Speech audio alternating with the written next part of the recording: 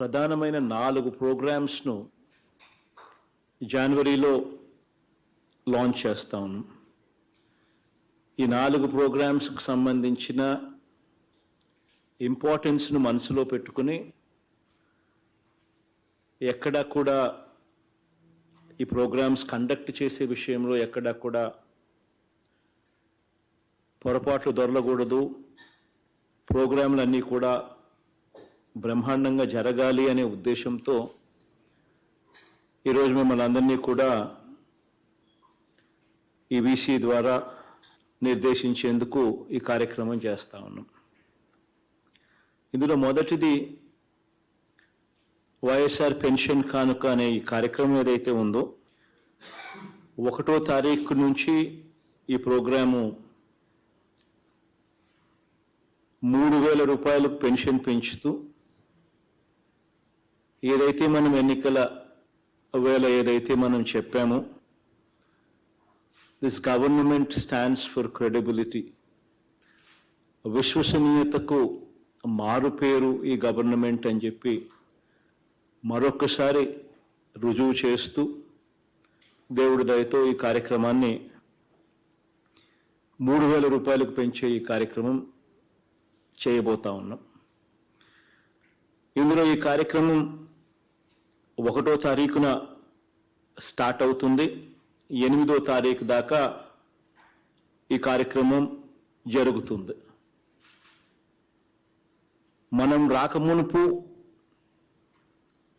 Before 2019 మన ప్రభుత్వం రాకమునుపు ఎన్నికలకు 2 నెలల ముందు వరకు, అంటే అంటిల్ ఫిబ్రవరి దాకా కూడా చూసుకుంటే, 2 నెలల ముందు దాకా కూడా చూసుకుంటే, పెన్షన్ కేవలం 1,000 రూపీస్ ఇచ్చే పరిస్థితి నుంచి మనం అధికారంలోకి వచ్చిన తర్వాత దాన్ని వెంటనే 2,250 రూపాయలకు పెంచి దాని తర్వాత ఇప్పుడు 3,000 రూపాయల దాకా తీసుకొచ్చిన పరిస్థితి. మనం అధికారంలోకి రాకమునుపు పెన్షన్ అమౌంట్ నెలకు 400 కోట్ల రూపాయల యావరేజ్గా వస్తూ ఉన్న పరిస్థితి ఉంటే, ఈరోజు నెలకు 1,950 కోట్ల రూపాయలు నెలకు ఖర్చు చేసే పరిస్థితి. మనం రాకమునుపు దాదాపుగా ఎన్నికలకు 6 నెలల ముందు వరకు పెన్షన్ల సంఖ్య ఎంత అంటే 39 లక్షలు. 20 అక్షరాల పెన్షన్ల సంఖ్య కూడా దాదాపుగా 66 లక్షలు. ప్రతి అడుగులోనూ కూడా ఏ ఒక్క బెనిఫిషియరీ, ఏ ఒక్క అవ్వాతాత కూడా మిగిలిపోకూడదు. ప్రతి ఒక్కరికి కూడా మంచి జరగాలి, ఏ ఒక్కరూ కూడా ఇబ్బందులు పడే పరిస్థితిలో ఉండకూడదు అని చెప్పి ఒక వాలంటీర్ వ్యవస్థ, సచివాలయం వ్యవస్థ గ్రామ స్థాయిలోనే తీసుకొని రావడమే కాకుండా 1వ తారీఖు అనేది, అది ఆదివారమైనా కానీ పండగ రోజైనా కానీ, పొద్దున్నే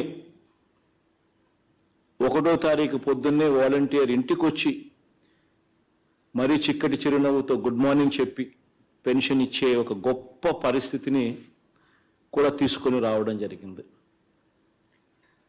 ఈ పరిస్థితిని, ఈ మార్పును ఏదైతే మనం తీసుకొని రాగలిగామో, ఈ మార్పును మనం ఈ 5 సంవత్సరాల కాలంలో, ఈ 4.5 సంవత్సరాల కాలంలో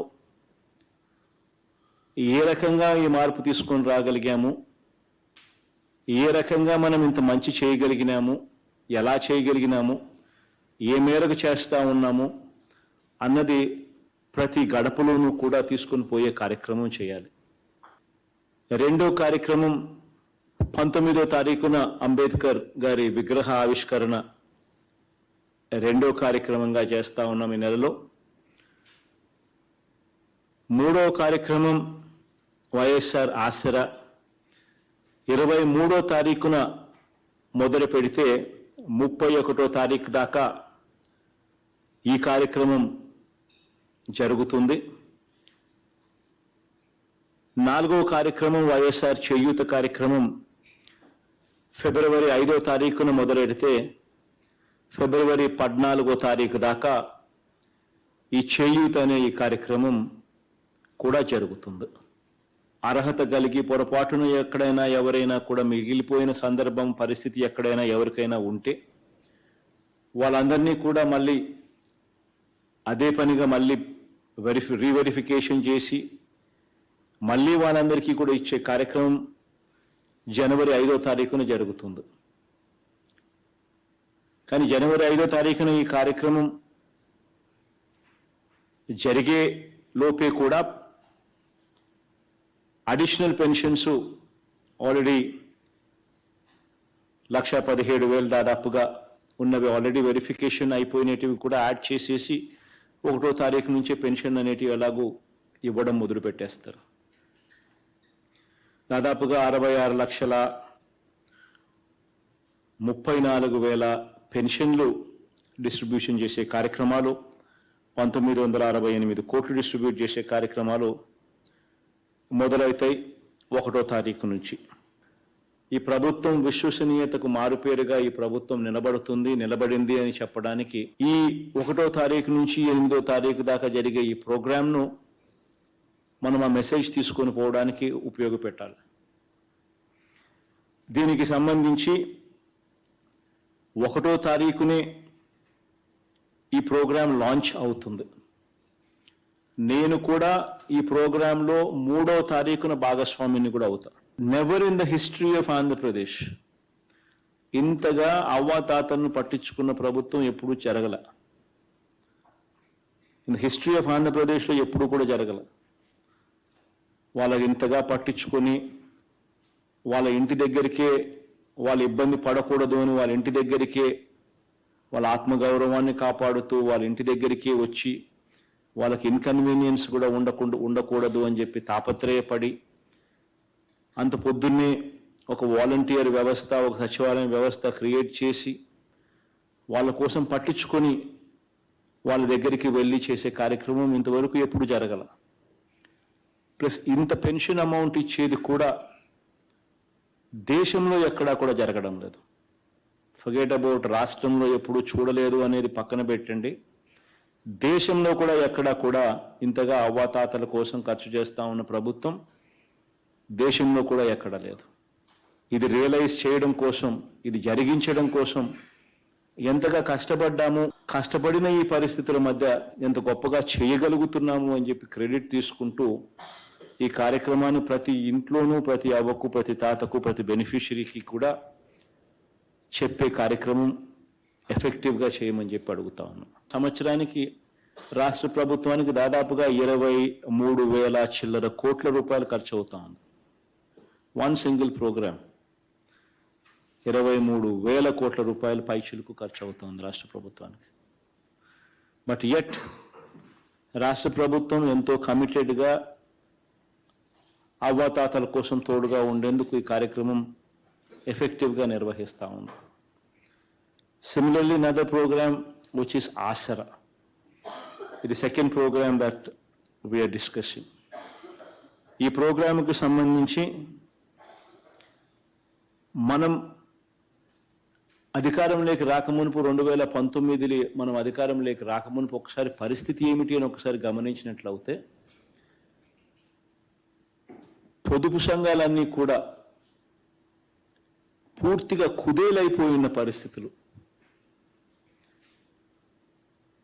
ఏ గ్రేడ్, బి గ్రేడ్ సంఘాలు పూర్తిగా కనుమరుగైపోయి సి గ్రేడ్, డి గ్రేడ్లో సంఘాలు చేరిన పరిస్థితులు. మనం అధికారంలోకి రాకమునుపు 5 years బ్యాక్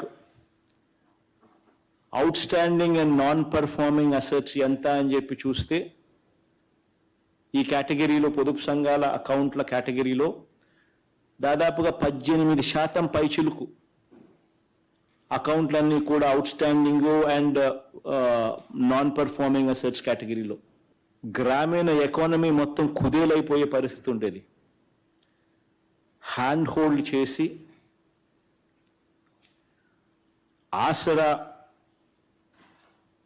ప్రోగ్రాం కానీ, సున్నా వడ్డీ అక్క చెల్లెమ్మలకి ఇచ్చే ప్రోగ్రాం కానీ, చేయూత ప్రోగ్రాం కానీ,